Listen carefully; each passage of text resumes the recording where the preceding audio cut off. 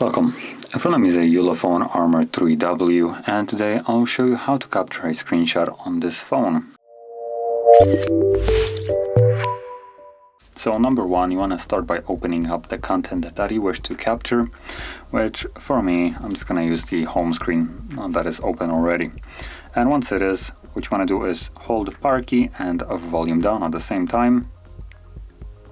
You get this animation, and there we go. That's the screenshot being captured.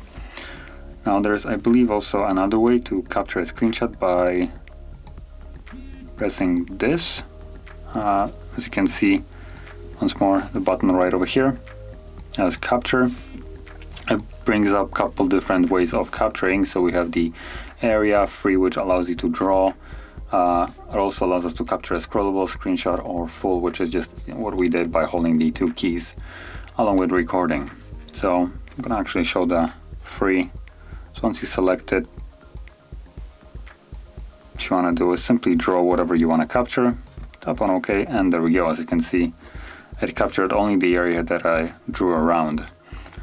Now, the screenshots that you have captured can be found in your photo gallery. So once we open that up, you can see that there are two of them.